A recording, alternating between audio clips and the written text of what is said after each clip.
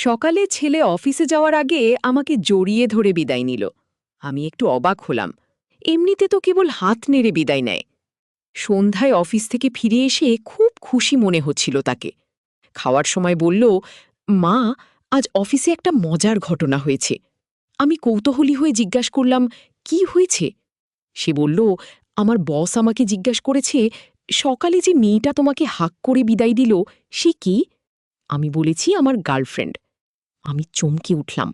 ভাত মুখে আটকে গেল। সে আমার হাত ধরে বলল, মা, আমি মিথ্যা বলিনি। আমি সত্যিই তোমাকে একজন মহিলা হিসাবে ভালোবাসি। তুমি আমার গার্লফ্রেন্ড থেকে ওয়াইফ হয়ে যাও। বিয়ে করবে আমাকে? বসের কথা মাথায় ঘুরতে লাগল। অফিসের সবাই এখন কি ভাবছে আমাকে নিয়ে? আমি তার দিকে তাকিয়ে থাকলাম। কিছু বলতে পারলাম না। সে আমার নীরবতাকে সম্মতি ধরে নিয়ে আমার গালে একটা চুমু খেয়ে নিল। আমার সারা শরীর কাঁপাতে লাগল। উফ! এই গল্পটি সম্পূর্ণ শুনলে আপনাদের পানি অটোমেটিক বের হয়ে যাবে। সো যত দ্রুত সম্ভব হাতের কাছে টিস্যু নিয়ে বসে পড়েন। বিছানার চাদর যেন নষ্ট না হয় সেটা সম্পূর্ণ খেয়াল রাখার অনুরোধ জানিয়ে গল্পটি এখন শুরু করব। তার আগে সর্বশেষ অনুরোধ, দয়া করে এমন পানি বের করার গল্প নিয়মিত শুনতে আমাদের চ্যানেলটি সকলেই সাবস্ক্রাইব করুন। ধন্যবাদ। হ্যালো বন্ধুরা, আমার নাম প্রিয়াঙ্কা সরকার। আমার বয়স ৩৯ বছর। আমার স্বামীর নাম রাহুল সরকার, বয়স ৪২ বছর। আমাদের ২ সন্তান, রোহিত আর রিয়া। রোহিত ২১ বছর বয়সী, ইউনিভার্সিটিতে পড়ে। রিয়া ১৪ বছর বয়সী, স্কুলে যায়। কিন্তু সেদিন রোহিতের কথাগুলো শুনে আমি বুঝতে পারলাম না সে আসলে কি বোঝাতে চাইছে। তার চোখে এক অদ্ভুত চকচকে ভাব। সে আমার হাতটা আরও শক্ত করে ধরল। আমি বিভ্রান্ত হয়ে বললাম, রোহিত, তুমি কি বলছো? আমি তো তোমার মা। উফ! সে মাথা নেড়ে বলল, না মা, আপনি শুধু মা নন, আপনি একজন সুন্দরী নারী। আমি আপনাকে দেখলেই আমার ভালো লাগে। আপনার এই সুন্দর চুল, এই মুখ, এই আমি ভীত হয়ে উঠে দাঁড়ালাম। রোহিত, তুমি কি বলছো জানো? এসব কথা বলা ঠিক নয়। কি? কিন্তু সে উঠে আমার সামনে এসে দাঁড়ালো। তার চোখে এক অজানা আবেগ। মা, আমি জানি এটা অস্বাভাবিক, কিন্তু আমি আপনাকে ভালোবাসি। শুধু মা হিসেবে নয়, একজন নারী হিসেবেও। আমার মাথা ঝিনঝিন করতে লাগলো। এ কি হচ্ছে? আমার নিজের ছেলে আমাকে... আমি পিছনে সরে গেলাম। রোহিত, তুমি তুমি অফিসের চাপে পাগল হয়ে গেছো। এসব কথা ভুলে যাও। কিন্তু সে এগিয়ে এলো। মা, আমি পাগল হইনি। আমি খুব স্বাভাবিক আছি। শুধু আমার মনের কথাটা আপনাকে বলেছি কি। রিয়া তখন তার রুম থেকে বেরিয়ে এসে বলল, মা, ভাইজা কি বলছি? কেন তোমরা এমন করে কথা বলছো? আমি দ্রুত নিজেকে সামলে নিয়ে বললাম, কিছু না মা, তোমার ভাই একটা মজার কথা বলছিল। রাতে ঘুমাতে যাওয়ার সময় আমার মনে পড়ল রোহিতের কথাগুলো। সে কি সত্যিই আমাকে... না, এটা সম্ভব নয়। সে আমার ছেলে। এসব কথা ভাবাও পাপ। কিন্তু তার চোখের সেই দৃষ্টি, তার কণ্ঠের সেই আবেগ... আমি নিজেকে ঝাঁকিয়ে তুললাম। এসব চিন্তা মাথা থেকে ঝেড়ে ফেলতে হবে। পরের দিন সকালে রোহিত স্বাভাবিকের মতোই আচরণ করল। খাবার টেবিলে বসে সে বলল, মা, আমি গতকাল যা বলেছি তা ভুলে যান। আমি একটু বিভ্রান্ত হয়ে গিয়েছিলাম গো। আমি স্বস্তির নিঃশ্বাস ফেললাম। হ্যাঁ, রোহিত এসব কথা আর কখনো বলবে না। কি! কিন্তু দুপুরে যখন আমি একা বাড়িতে ছিলাম, তখন আমার মনে হলো যেন কেউ আমাকে দেখছে। আমি জানালার কাছে গিয়ে দেখলাম রোহিত বারান্দায় দাঁড়িয়ে আছে। সে অফিসে যায়নি। আমি জিজ্ঞাসা করলাম, তুমি অফিসে যাওনি কেন? সে বলল, আজ ছুটি নিয়েছি। আপনার সাথে কথা বলতে চাই। হু! আমি বুঝলাম সে আবার সেই কথা শুরু করবে। আমি এড়িয়ে যেতে চাইলাম। আমার অনেক কাজ আছে রোহিত। কিন্তু সে আমার হাত ধরে ফেলল। মা, আমি জানি আপনি অস্বস্তি বোধ করছেন, কিন্তু আমার মনের কথাটা শুনুন। হে! আমি তার হাত থেকে নিজেকে ছাড়িয়ে নিয়ে বললাম, রোহিত, তুমি আমার ছেলে, আমি তোমার মা। এর বাইরে আমাদের মধ্যে আর কোনো সম্পর্ক হতে পারে না। কিন্তু সে বলল, মা, আমি জানি এটা অস্বাভাবিক, কিন্তু ভালোবাসায় কি কোনো বাধা থাকে? আমি আপনাকে সন্তান হিসেবে ভালোবাসি, আবার একজন পুরুষ হিসেবেও ভালোবাসি। আমি রাগ করে বললাম, রোহিত, তুমি কি বলছো জানো? এসব কথা শুনতেও ভালো লাগে নাকি? কিন্তু তার চোখে ছিল দৃঢ়তা। মা, আমি আপনাকে অস্বস্তিতে ফেলতে চাই না, কিন্তু আমি আর পারছি না। প্রতিদিন আপনাকে দেখি, আপনার হাসি দেখি, আপনার কথা শুনি, আর ভাবি, কত সুন্দর আমার মা গো। আমি কাঁপতে কাঁপতে বললাম, রোহিত, তুমি ডাক্তারের কাছে যাও, তোমার চিকিৎসার প্রয়োজন। কিন্তু সে মাথা নাড়ল। না মা, আমার কোনো অসুখ নেই, আমি খুব স্বাভাবিক, শুধু আপনাকে ভালোবাসি। হঠাৎ দরজায় কাটা বাজল। আমি দৌড়ে গিয়ে দরজা খুলে দেখি আমার বোন সীমা। সে বলল, দিদি, তুমি কেমন আছো? আমি কোনো কথা না বলে তাকে ভিতরে নিয়ে এলাম। রোহিত তার মাসিকে দেখে স্বাভাবিক হওয়ার চেষ্টা করল। মাসি, আপনি কেমন আছেন? সীমা বলল, ভালো আছি।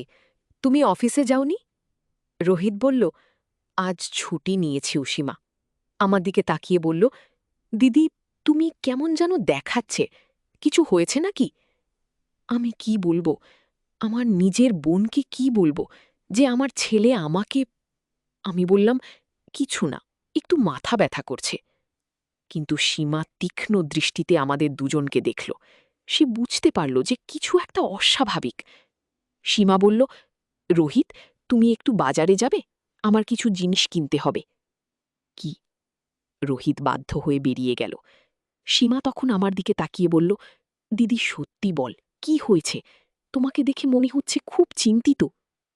গো, আমি আর চুপ থাকতে পারলাম না। আমি সব কথা খুলে বললাম। রোহিতের কথাবার্তা, তার আচরণ, সবকিছু সীমা শুনে হতবাক হয়ে গেল।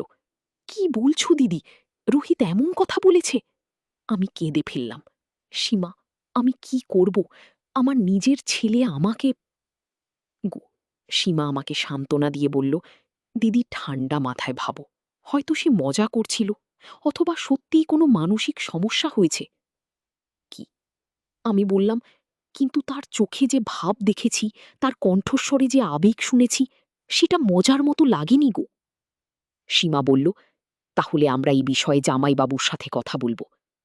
আমি ভয় পেয়ে গেলাম। না সীমা, রাহুলকে বলো না, সে রোহিতকে মেরে ফেলবে। সীমা বলল, তাহলে আমরা কোনো ডাক্তারের কাছে নিয়ে যাব, মনোরোগ বিশেষজ্ঞের কাছে। রোহিত বাজার থেকে ফিরে এলো। সীমার সামনে সে একদম স্বাভাবিক আচরণ করল, কিন্তু আমার দিকে তাকানোর ভঙ্গিটা ছিল ভিন্ন, যেন সে আমাকে একজন নারী হিসেবে দেখছে, মা হিসেবে নয়। সীমা চলে যাওয়ার পর রোহিত আমাকে বলল, মা, আপনি মাসিকে আমার কথা বলেছেন? আমি ঘাবড়ে গেলাম। না, কিছু বলিনি। কিন্তু সে মুচকি হেসে বলল, মিথ্যা বলবেন না মা, আমি বুঝতে পারি। তবে চিন্তার কিছু নেই, আমি মাসিকে কিছু বলবো না। আগে সে আমার কাছে এসে দাঁড়ালো।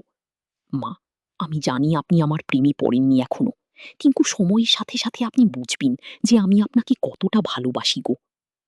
আমি পিছনে সরে গেলাম। রোহিত, তুমি এসব কথা ভুলে যাও, আমি কখনোই। গো, কিন্তু সে আমার কথা শুনল না। সে বলল, মা, আপনি আমাকে একবার সুযোগ দিন, আমি প্রমাণ করে দেখাবো যে আমি আপনাকে কতটা খুশি রাখতে পারি। আমি রুমে চলে গেলাম, দরজা বন্ধ করে দিলাম। কিন্তু মনে হলো যেন আমার পুরো জগৎটাই উল্টো পাল্টো হয়ে গেছে। আমার ছেলে, যাকে আমি এত ভালোবাসি, সে আমাকে। এ কেমন পরিস্থিতি? রাতে রাহুল বাড়ি ফিরল। আমি তার সামনে স্বাভাবিক থাকার চেষ্টা করলাম, কিন্তু রোহিত খাবার টেবিলে বসে আমার দিকে এমনভাবে তাকাচ্ছিল যেন আমি তার প্রেমিকা। রাহুল কিছু বুঝতে পারল না। খাওয়ার পর রাহুল বলল, রোহিত, তুমি আজ অফিসে গেলে না কেন? রোহিত বলল, বাবা আমার একটু অসুস্থ লাগছিল, তাই ছুটি নিয়েছি। রাহুল আর কিছু বলল না। রাতে রাহুল ঘুমিয়ে পড়ার পর আমি বালকনিতে গিয়ে দাঁড়ালাম। রোহিতের আচরণ নিয়ে ভাবতে লাগলাম। হঠাৎ শুনলাম সে আমার পেছনে এসে দাঁড়িয়েছে। মা, ঘুমাননি এখনো? আমি ঘুরে তাকালাম। রোহিত, তুমি ঘুমিয়ে পড়ো, রাত হয়ে গেছে। কিন্তু সে কাছে এসে দাঁড়াল। মা, আমিও ঘুমাতে পারছি না, আপনার কথা ভাবছি। আমি বললাম, রোহিত, তুমি এসব কথা ভুলে যাও, নিজের জীবন নিয়ে ভাবো, বিয়ে শাদী করো। কিন্তু সে মাথা নাড়ল। না মা, আমি অন্য কোনো মেয়েকে বিয়ে করতে পারবো না, আমার হৃদয়ে শুধু আপনার জায়গা। রোগ করে বললাম, রোহিত, তুমি কি বলছো জানো? আমি তোমার মা, এসব কথা পাপ। কিন্তু সে আমার হাত ধরে ফেলল।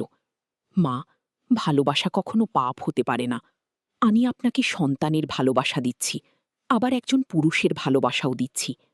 আমি হাত ছাড়িয়ে নিয়ে ভেতরে চলে গেলাম, কিন্তু সে পিছন পিছন এলো। মা, আপনি আমার কথা একবার ভেবে দেখুন, আমি আপনাকে রানীর মতো রাখব। আমি কাঁপতে কাঁপতে বললাম, রোহিত, তুমি যদি এসব কথা আর বলো, তাহলে আমি তোমার বাবাকে সব বলে দেব। ও একটু থামল, তারপর বলল, ঠিক আছে মা, আমি আর জোর করব না, কিন্তু আমার ভালোবাসা থেকে যাবে। গিফট। পরের দিন থেকে রোহিত আমার সাথে স্বাভাবিক আচরণ করতে লাগল, কিন্তু আমি বুঝতে পারতাম যে সে আমাকে লুকিয়ে লুকিয়ে দেখে। আমি যখন রান্না করি, কাপড় মেলি কিংবা ঘর গোছাই, তখন তখন সে কোথাও না কোথাও থেকে আমাকে দেখে। একদিন বিকেলে আমি গোসল করতে গিয়েছি। হঠাৎ মনে হলো কেউ যেন বাথরুমের দরজার ফাঁক দিয়ে দেখছে। আমি ভয় পেয়ে চিৎকার করে উঠলাম। রোহিত দৌড়ে এসে জিজ্ঞেস করল, কি হয়েছে মা? আমি বললাম, কিছু না, একটা তেলাপোকা দেখেছি। কিন্তু আমার মন বলছিল যে রোহিতই আমাকে দেখছিল। এই ভাবনা আমাকে আরও অস্বস্তিতে ফেলে দিল। কয়েকদিন পর রিয়া আমাকে বলল, মা, ভাইজা আজকাল কেমন যেন আছে, সবসময় চুপচাপ। কে আর তোমার দিকে অদ্ভুতভাবে তাকাই গো। আমি ভয় পেয়ে গেলাম। রিয়াও কি বুঝতে পারছে? আমি বললাম, কিরকম অদ্ভুতভাবে? রিয়া বলল, মানে যেমন ছেলেরা মেয়েদের দিকে তাকায় তেমন। উহ, আমার মাথা ঘুরে গেল। রিয়া আরও বলল, একদিন দেখলাম ভাইজা তোমার ছবি দেখে দেখে হাসছে, তার ফোনে তোমার অনেক ছবিগুলো। আমি জিজ্ঞেস করলাম, কি রকম ছবি? রিয়া বলল, তুমি যখন কাজ করছো, রান্না করছো, এরকম মনে হয় লুকিয়ে লুকিয়ে তুলেছে। কি? আমি বুঝলাম রোহিত সত্যি আমাকে নিয়ে অস্বাভাবিক চিন্তা করে। আমি আর পারলাম না। সীমাকে ফোন করে বললাম, সীমা, তুমি একবার আসবে। আমি একা থাকতে ভয় পাচ্ছি গো। সীমা এসে আমার অবস্থা দেখে বুঝল যে পরিস্থিতি আরও খারাপ হয়েছে। সে বলল, দিদি, এভাবে থাকা যাবে না, আমরা জামাইবাবুকে বলতেই হবে গো। আমি বললাম, না সীমা, রাহুল জানলে বাড়িতে কলও হবে গো। সীমা বলল, তাহলে আমরা রোহিতকে কোনো সাইকোলজিস্টের কাছে নিয়ে যাই, এটা একটা মানসিক সমস্যা। শেষে গিয়ে আমি রাজি হলাম। পরদিন সকাল।